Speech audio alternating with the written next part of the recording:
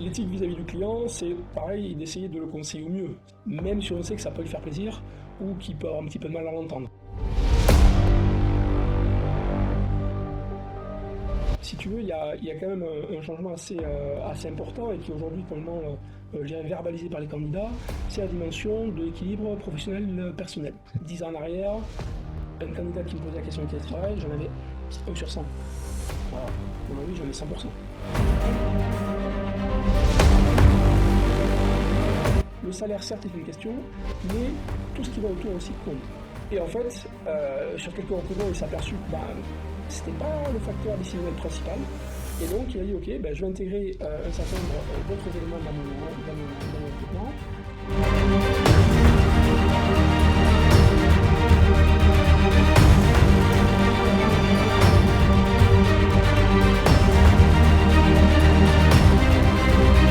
Rédiger une annonce, rédiger une fiche de poste. Ça, ChatGPT par exemple, le fait plutôt très bien. Est-ce que j'ai envie de travailler pour une société qui utilise comme mode de recrutement une machine? C'est des vraies questions. C'est des vraies questions. Et aujourd'hui, il y a déjà on a une demi-pied en disponible.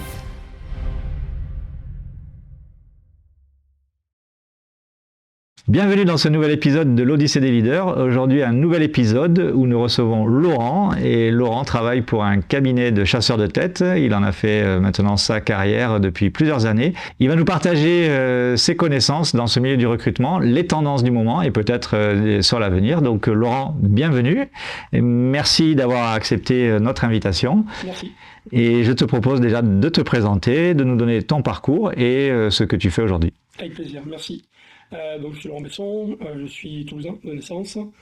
J'ai fait tout mon parcours scolaire jusqu'aux études supérieures où je suis allé étudier à Lyon et ensuite après les études supérieures, directement en poste à Paris, donc dans le domaine des ressources humaines dans lequel je m'étais spécialisé. Tout d'abord en fonction RH, c'est-à-dire en entreprise, dans une société qui faisait à peu près 600 personnes. Donc l'intégralité du scope de la fonction RH, à la fois la partie développement, donc le recrutement, la formation, la gestion de carrière, etc. Et la partie, on va dire, plus légale, sociale, plus tout ce qui est paye, contrat, etc. Une expérience très enrichissante, très, très forte. Et au bout de quelques années, un retour ici, sur Toulouse, où je suis revenu intervenir il y a à peu près 20 ans, pour fonder avec un associé un cabinet de recrutement, donc qu'on appelle cabinet de recrutement ou cabinet de chasseur de tête, ça dépend de l'acceptation qu'on en a. Au final, on fait du recrutement et on essaye de faire correspondre à un besoin d'un client, entreprise, un candidat qui, en fin de parcours, je dirais, deviendra un collaborateur. Ok. Alors avant de plonger un peu dans cet univers du recrutement, la fonction RH, tu m'as dit, ça a été tes études. À quel moment tu as décidé de basculer dans une formation dans les ressources humaines? Un peu par hasard, les RH n'était pas forcément une matière qui était spécifiquement attirante pour moi au départ, mais c'est la rencontre avec un professeur. Des fois, une rencontre change, en l'occurrence, une carrière, potentiellement. Il m'a donné goût à la matière, il m'a montré l'aspect intéressant qu'il y avait aussi à développer, à permettre d'accompagner des collaborateurs dans leur carrière et dans leur trajectoire professionnelle. J'y ai pris goût, j'y ai fait mes stages de fin d'études, j'y ai démarré ma carrière et ça m'a pas déçu.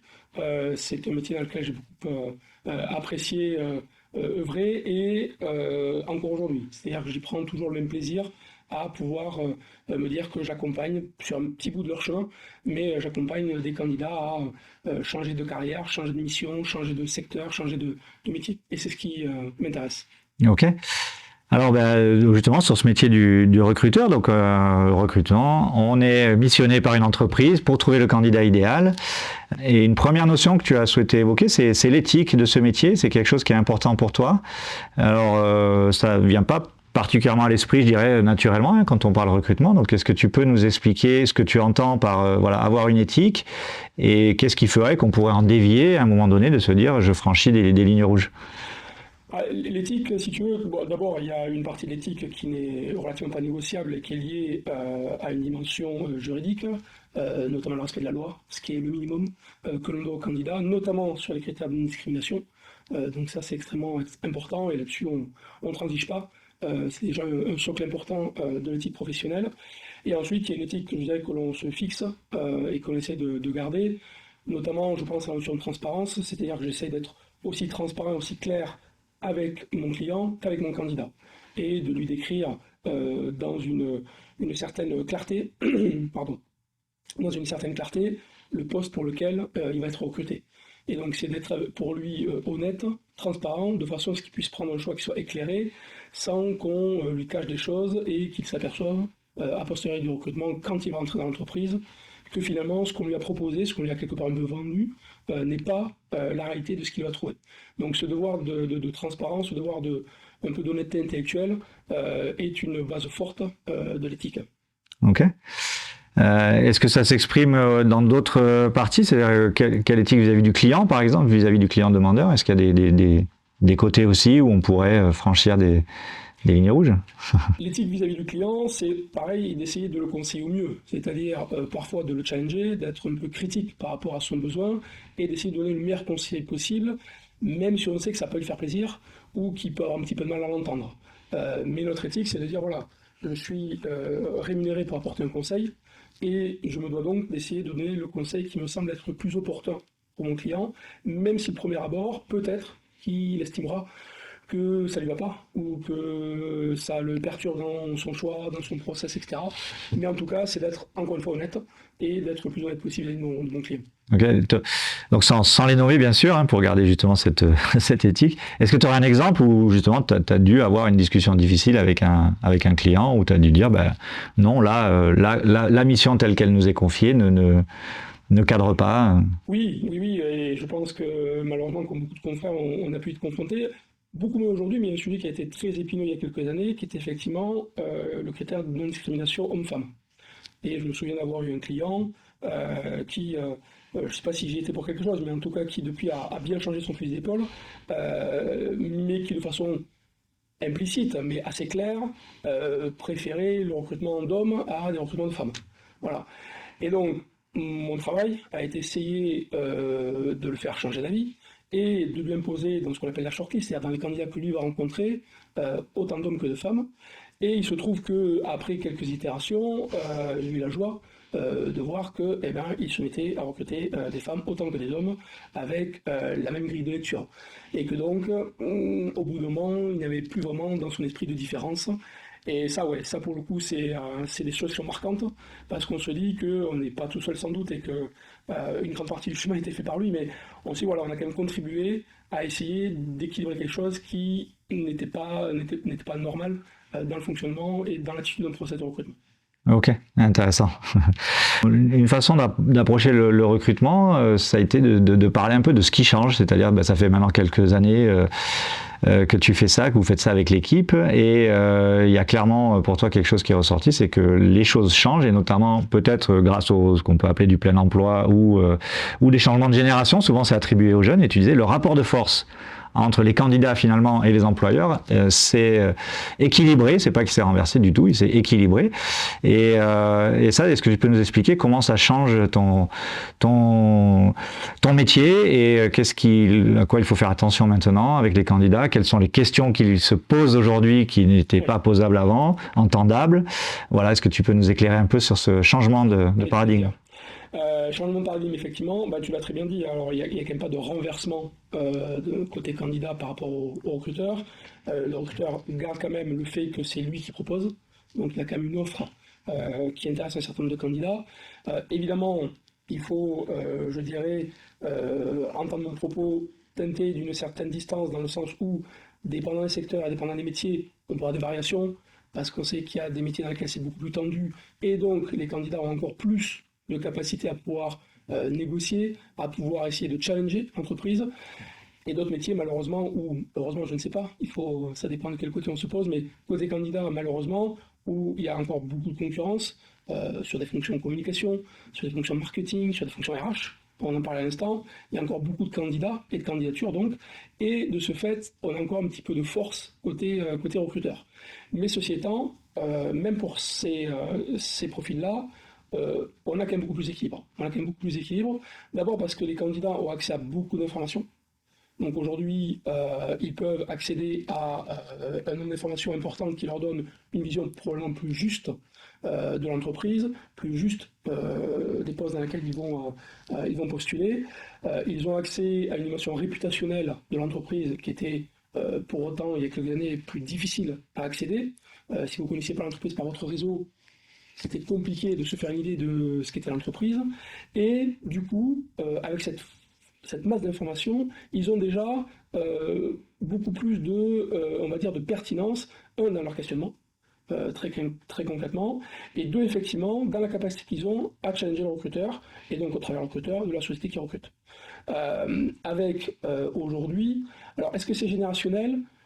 Oui, sans doute, on va retrouver plus ça dans les jeunes générations, mais si c'est un facteur un peu plus dominant dans ces générations-là, c'est pas exclusif.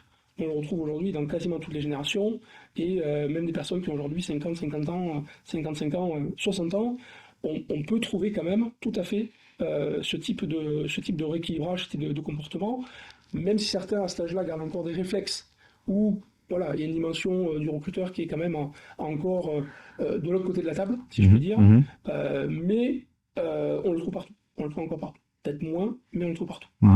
Et si tu veux, il y a quand même un changement assez important et qui est aujourd'hui complètement verbalisé par les candidats, c'est la dimension de l'équilibre professionnel-personnel.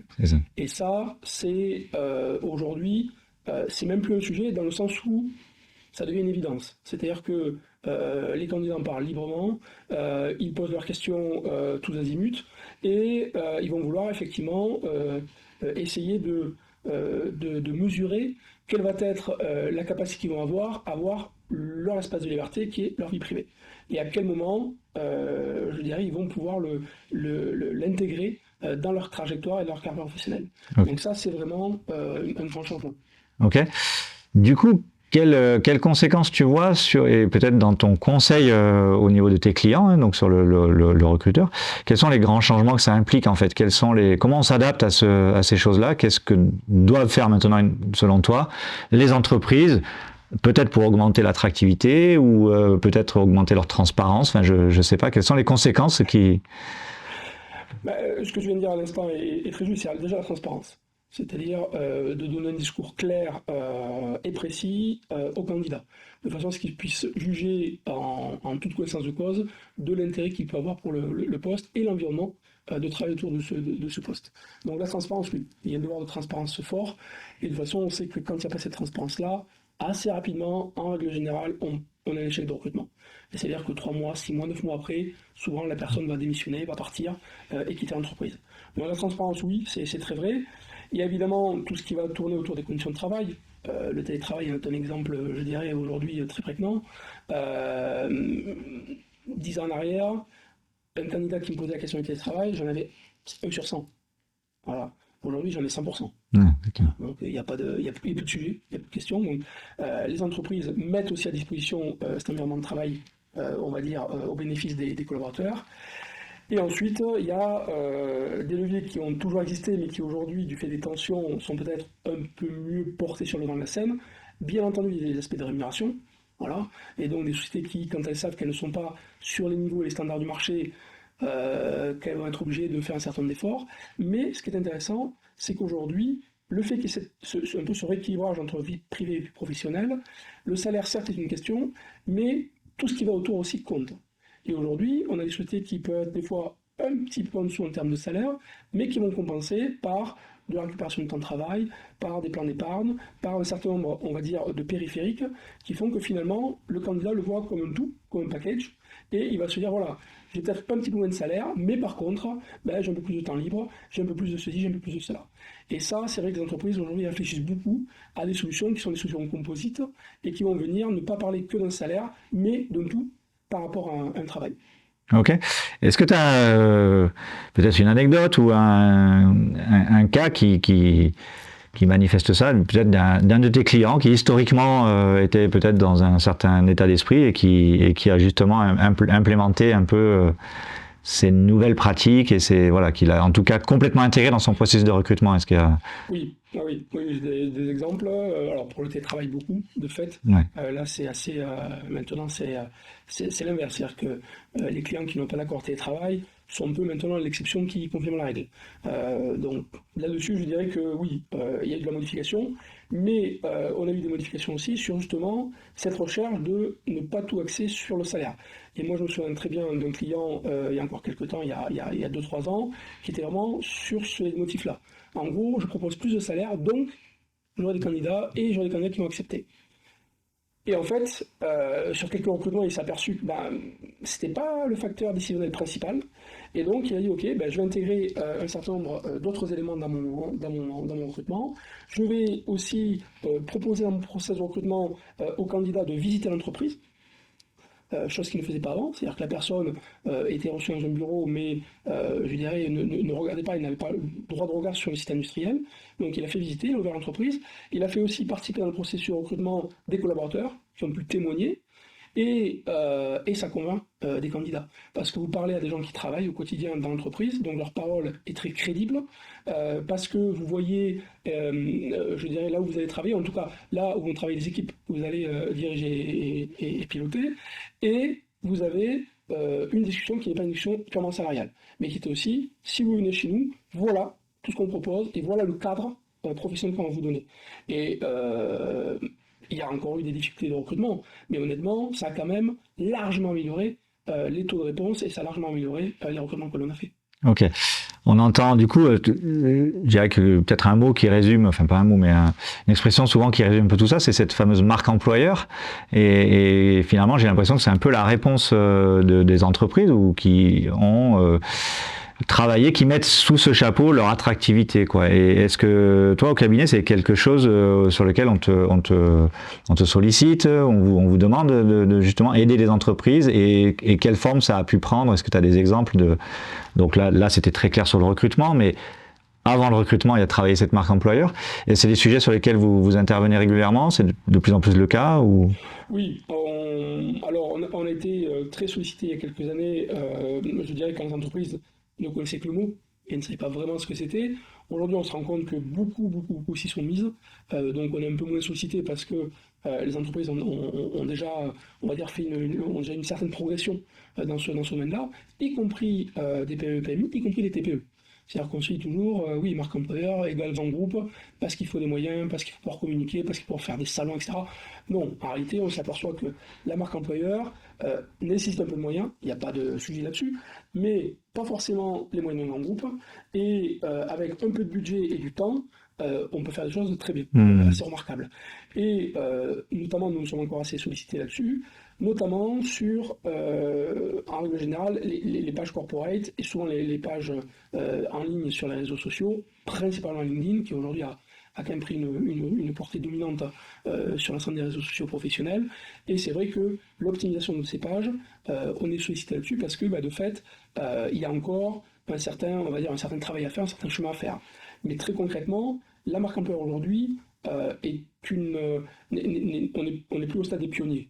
On est vraiment sur quelque chose qui est relativement acquis et il peut y avoir encore quelques entreprises qui ne sont pas forcément très à l'aise là-dedans, mais en tout cas qui ont conscience de l'importance que ça a, la conscience de l'importance que ça revêt et qui font effectivement appel à nous pour les conseiller sur comment l'organiser, organiser des choses simples en termes de communication, en termes de visibilité sur le marché de l'emploi et honnêtement, encore une fois, il y a pas mal d'outils qui permettent de faire des choses avec des moyens quand même relativement modestes, complètement.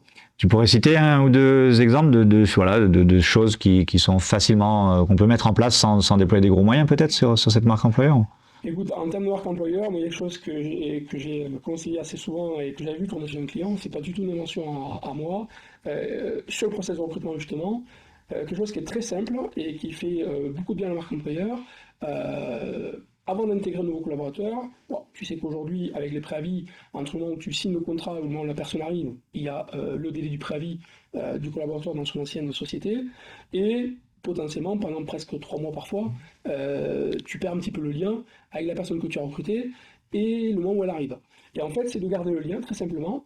Et notamment, j'ai un client qui, même de par sa fonction de président, est relativement occupé, mais qui prend le temps et qui prend des nouvelles du candidat pendant cette période-là et qui, 15 jours avant son intégration, envoie un petit mot officiel, il nous tente que tu arrives, on est très heureux de t'accueillir le temps, toute l'équipe est prête, etc. Et en fait, ne serait-ce que pour le candidat, c'est de se dire, ah, je suis attendu. C'est-à-dire, je vais pas juste arriver lundi, puis je vais voir comment ça se passe, je suis attendu et je suis vraiment attendu. Voilà. Et ça, en termes d'image, en termes de réputation, qu'est-ce que va faire le néo-collaborateur? Il va parler autour de lui. Et voilà dans ma boîte ce que l'on fait. Voilà ce qui sont mis en place pour moi. Et donc, en termes de réputation, c'est extrêmement simple. Aujourd'hui, les SMS, on ne peut pas dire que ça coûte. Alors oui, il faut y penser, ça prend un tout petit peu de temps, mais c'est pas non plus grand-chose. C'est ça. Et c'est un impact qui a un impact très fort. Tu vois. Ok, excellent, merci pour ça. Et puis un autre sujet qu'on se proposait d'aborder, c'était l'arrivée de l'IA qui vient avec ces modèles. Bon, on va citer ChatGPT, mais Gemini, enfin il y en a tout un tas d'outils et des outils beaucoup plus spécialisés que ceux-là. Hein. Ceux-là, ils sont en haut de la chaîne, mais il y a des outils dans chaque métier. Et s'il y a bien un métier où on peut se dire tiens, qu'est-ce qui va en advenir, c'est le métier du recrutement. Donc, est-ce que tu as des réflexions sur ce qui se fait, ce qui marche et peut-être les directions que tu envisages pour ce genre d'outils dans le métier? Alors, c'est effectivement déjà arrivé dans nos métiers, c'est un fait aujourd'hui, même si on en est encore plus tôt qu'au début, mais l'impact est tout à fait réel, tout à fait tangible. Aujourd'hui, ça fonctionne très bien, on va dire, pour un certain nombre de tâches un peu de base. Rédiger une annonce, rédiger une fiche de poste. Ça, ChatGPT par exemple le fait plutôt très bien. Alors oui, il faut encore un peu de relecture, il faut un peu affiner les choses et il faut déjà mettre encore une touche, certainement. Mais à 80-90%, le rendu est très bon. Il faut être honnête, il n'est même pas correct, il est très bon. Voilà, donc il y a déjà un véritable impact et sur ce type de tâches-là, aujourd'hui, on en est plutôt bénéficiaire. C'est-à-dire que ça nous permet de nous gagner du temps et de passer du temps sur des tâches que l'on dirait à plus forte valeur ajoutée, en tout cas, on ne sait pas encore faire l'IA, et ça nous permet effectivement d'optimiser notre temps. Donc aujourd'hui, l'IA est un atout. Qu'est-ce qu'elle sera demain? Et est-ce qu'effectivement, elle va continuer de chambouler notre métier et peut-être de venir grignoter sur cette fameuse valeur ajoutée qu'a encore l'humain dans le processus de recrutement? Probablement que oui. Vu la puissance de ce que c'est aujourd'hui, on imagine que demain, ça sera encore plus puissant et que donc, de fait, il y aura des tâches beaucoup plus complexes encore qui pourront lui être confiées avec un haut niveau de qualité. Donc oui, l'impact sera là. Dire exactement ce qu'il sera, est-ce que les process seront demain complètement gérés par des IA et que les humains sortiront vraiment du process? Je pense que techniquement, on peut peut-être envisager. Je pense que techniquement, c'est pas du tout impossible. Après, est-ce que les sociétés sauteront le pas? Est-ce que les candidats seront d'accord pour ça? Parce que c'est aussi une vraie question. Est-ce qu'être recruté par une machine, aussi performante soit-elle, j'ai envie de l'être en tant que candidat? Est-ce que j'ai envie de travailler pour une société qui utilise comme mode de recrutement une machine? C'est des vraies questions. C'est des vraies questions. On n'en a pas la réponse, mais oui, concrètement, ça y est déjà aujourd'hui. Aujourd'hui, c'est très bénéfique. Et d'ailleurs, on en parlait à l'instant, en termes de marque employeur, on peut faire des choses très jolies avec l'IA. Donc aujourd'hui, c'est une vraie aide. Et c'est un vrai point positif. Demain, Ouais, on voilà. verra. On parlait du rapport de force, entre guillemets, même si c'est un mot un peu particulier, mais en tout cas, dans ce rapport candidat et recruteur, les candidats l'utilisent. Je suppose que pour faire un CV, pour faire une lettre de motivation, donc de facto, je suppose que ça fait aussi bouger les pratiques qui disent que finalement, quelle valeur je peux accorder à une lettre de motivation quand, à mon avis, maintenant, 100%, on peut dire, l'ont au moins fait corriger et relu à une IA. Donc, effectivement, ça va jouer, ça va finir par s'équilibrer. Parce que si c'est mon avatar qui est recruté par une IA, ça sera compliqué. Ouais. Est-ce que tu as eu déjà des aperçus sur des salons, des fournisseurs, des collègues qui ressemblent à de la dystopie, où justement tu te dis waouh, il y a des choses qui vont déjà taper l'éthique et les limites? Oui, j'ai vu tourner il y a quelque temps un avatar donc 100% numérique, généré par une IA qui, on va dire, imiter l'humain dans l'entretien. L'entretien reste à notre sens, nous recruteurs, un peu notre outil ultime. c'est-à-dire c'est a priori le plus complexe, c'est celui qui est le plus difficile à appréhender, probablement pour une machine, parce qu'en temps réel, il faut à la fois comprendre ce que le candidat dit, il faut décoder énormément de signes que donne le candidat qui ne sont pas que les signes verbaux. Donc ça reste quand même l'outil probablement le plus complexe, l'échange humain qu'on lance souvent à analyser. Pour autant, j'ai vu un avatar travailler là-dessus avec un humain en face de lui pour un recrutement. Honnêtement, il y a encore beaucoup de stories, il y a encore beaucoup de réponses et d'interprétations qui partent dans le décor. Mais sur des premières questions, des questions de base, des questions simples, notamment sur la formation, qu'est-ce que vous avez fait comme études, à quel moment vous avez fait, qu'est-ce que vous avez étudié, pourquoi le choix de ces études-là, c'est pas mal. En fait, c'est pas mal. Donc, encore une fois, on se dit que c'est un futur, probablement un peu plus proche que ce qu'on ne pense, et qu'aujourd'hui, il y a déjà, on met un demi-pied en dystopie. Sans aucun doute. Excellent. Bon, écoute, on verra comment cela va évoluer. Dans ce podcast, on a une tradition, c'est de finir par un fil rouge qui est l'héritage de Dale Carnegie. Donc, Monsieur Dale Carnegie est l'auteur de ce best-seller Comment se faire des amis, qui liste des principes de leadership qui sont tout à fait applicables encore de nos temps, malgré qu'ils aient été énoncés il y a plus de 100 ans. Et donc, nous avons proposé, comme tous les participants au podcast, de parcourir cette liste et savoir lequel retenait ton attention. Est-ce qu'il y avait un plus en particulier qui te parlait? Donc, je ne sais pas si tu as envie de partager sur ces principes. Écoute, oui, globalement, la grande majorité des principes sont des principes, j'allais dire presque de bon sens. On se dit que finalement, mais en les lisant, c'est extrêmement intéressant de se repencher là-dessus et de se dire qu'en faisant des choses simples, on peut développer un leadership plutôt de qualité. Mais il y en a un qui m'a marqué parce que pendant très longtemps, ça a été probablement de mes points faibles, y compris en entretien, c'est le sourire. Je suis quelqu'un de relativement calme, pour mon entourage même très calme, il te dirait, qui ne montre pas facilement ses émotions, et à fortiori en entretien recrutement. C'est pas le lieu, on est là pour essayer d'objectiver une décision qui est un recrutement, et donc cette dimension des émotions est quand même pas forcément, et c'est pas mon fort professionnel. Et en relisant cette phrase, dans les principes de Dale Carnegie, en fait, ça m'a remis ça en haut de la pile en me disant, c'est quelque chose qui effectivement est relativement simple, c'est pas très compliqué, ça coûte rien du tout, et ça fait du bien aux gens qui sont autour de toi. Dans ma fonction aujourd'hui chez Estet, j'ai la présidence du groupe, je suis relativement sollicité dans cette fonction-là, et je me rends compte que c'est extrêmement différent d'accueillir quelqu'un dans mon bureau avec un sourire que de l'accueillir sans le sourire. Sur le fond, je vais donner quasiment la même réponse, mais on se rend compte que ça n'a pas du tout le même impact. Voilà. Et donc, d'essayer de garder ça en tête permet de se dire, quoi qu'il advienne, c'est pas grand-chose, et ça permet, quoi qu'il advienne, et même si on est pris entre deux coups de fil, on est pris entre deux réunions, et que des fois on n'a pas le réflexe de sourire tout de suite, c'est quand même une super, je trouve, un super outil. Ok, merci de ce témoignage qui est direct, très concret. Écoute, merci pour ton partage qui vraiment, je pense, est intéressant pour beaucoup de notre audience sur ce processus de recrutement, des conseils pragmatiques. Donc, merci Laurent de partager cette passion, on le sent. Et merci à vous pour votre écoute de cet nouvel épisode de l'Odyssée des leaders, donc proposé par Dale Carnegie. Et je vous dis à très bientôt.